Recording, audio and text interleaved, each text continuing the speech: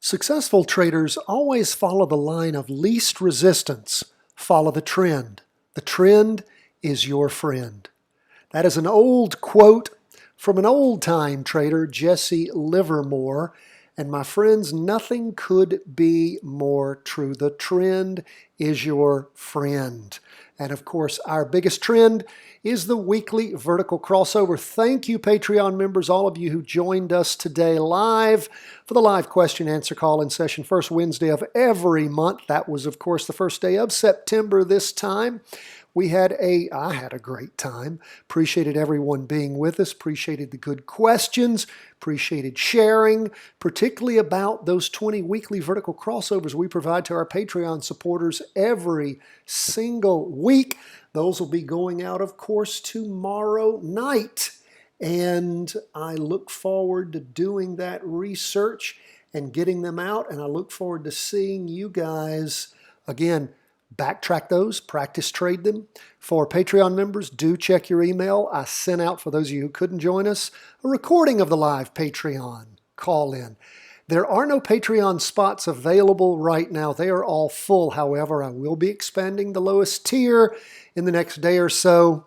Those of you interested in becoming a Patreon supporter, I'm going to open that up. I just keep it at a certain number so I can manage the Patreon folks, and it's been going without a problem lately, so I'm going to go ahead and expand it a little more.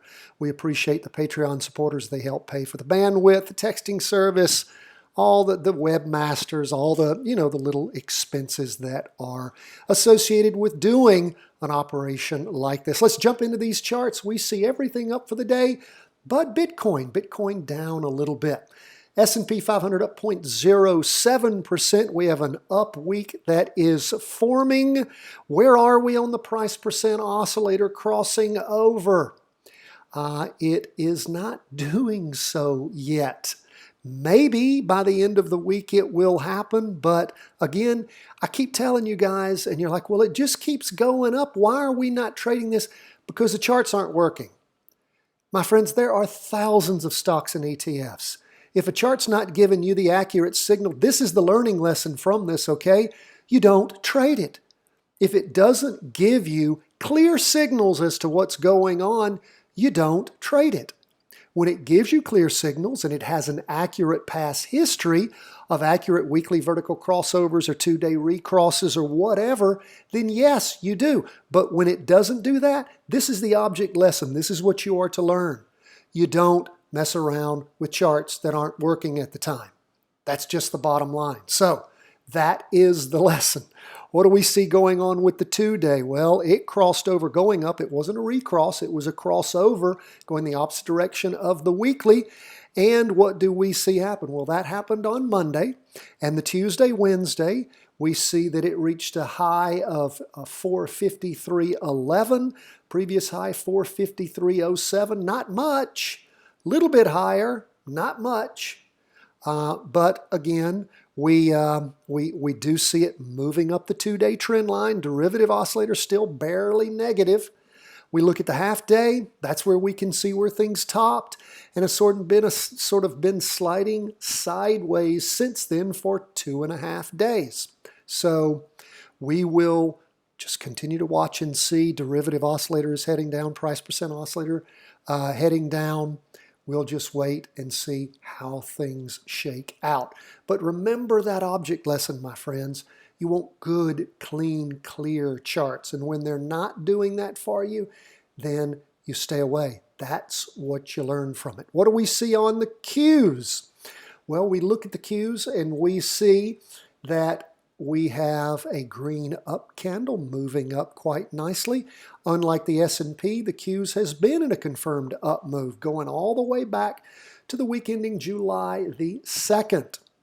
And we see that the derivative oscillator is gaining a little bit of momentum. Price percent oscillator pulling away from the red signal line. What did we have? Well, we had a two-day recross back on Monday. And check out what the candle's done. The high on during Monday, let's see, was 180.76. How high did we go so far? 182.71. I'm sorry, I'm saying 1. That's 380.76, 382.71. So, again, going in the right direction. 2-day recross looking decent. Price percent oscillator pulling away from the red signal line. Derivative oscillator gone green. And we look at the half day, we can see where things punched up in the morning and then bled off a little in the afternoon, again, only up 0.17%. That's where we are on stocks. Let's go to bonds, up 0.04. Now again, this is 0.4%, not much. What do we see for the week? Well, not a doji anymore, just sort of a little red spinning top, almost a doji. Price percent oscillator positive and flat, derivative oscillator positive but losing momentum. 2-day still heading down. Weekly still in a confirmed up move. 2 days heading down. Not getting close yet to crossing over, going up. So no 2-day recross in the immediate future unless bonds just took off. Derivative oscillator still losing downward momentum, but still red. We look at the half day. What does the intraday show us? It shows us where things peaked on Monday afternoon, and then it just been bleeding off and heading down. Since then, derivative oscillator went negative. At the end of the day, price percent oscillator heading down. So nothing happening in bonds. What about gold? We keep wanting gold to cross over. I do. But you know what? I'm going to let the charts lead me, not what I want. It's what the charts tell me. That's what we do. Now, it is trying to cross over. It is crossing over right now. It's only Wednesday.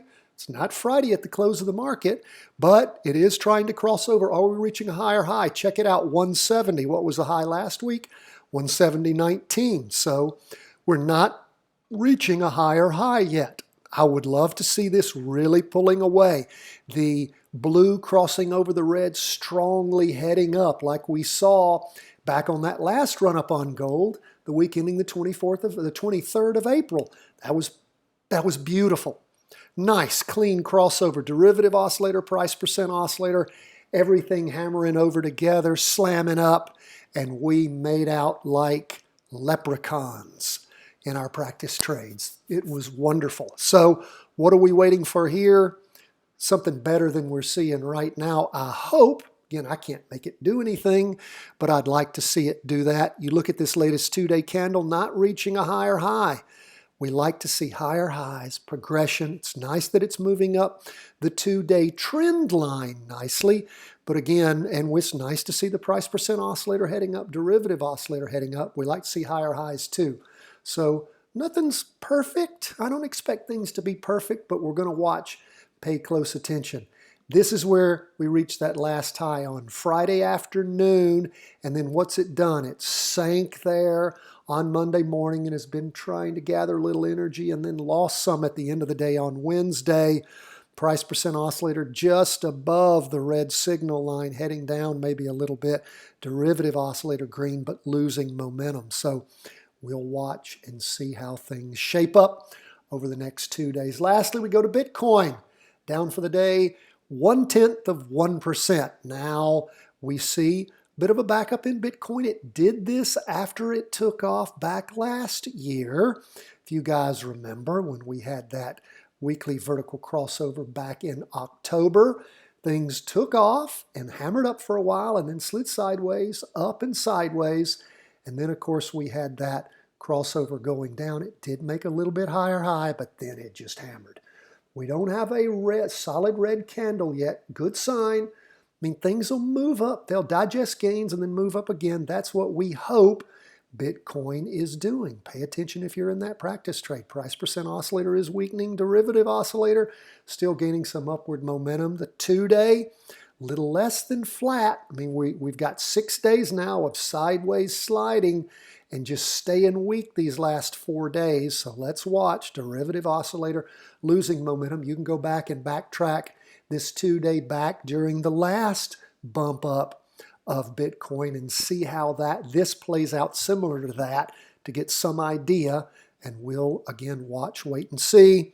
We can see where things on Bitcoin hit that last high back on Monday the 23rd and then bled off quite a bit up and then have been sort of sliding and bleeding off again. We've not hit that most recent low again, which is good.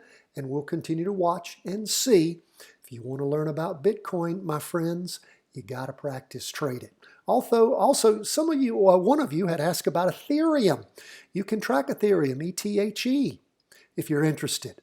That ain't a bad chart, is it, friends? It's not a bad weekly chart at all. So might encourage you to check that out. Not a bad 2-day chart at all either. So again, if you want to learn this stuff, you learn it by doing. 10 to 15 minutes a day, that's all we ask. You want to support us, when I open up those new slots in Patreon membership, you can do it also. If you don't have our book, that's the best way to start. Buy the book. See the link in the show notes. I'll send you an autographed copy. God bless. All the best from the whole team at Charting Wealth World Headquarters.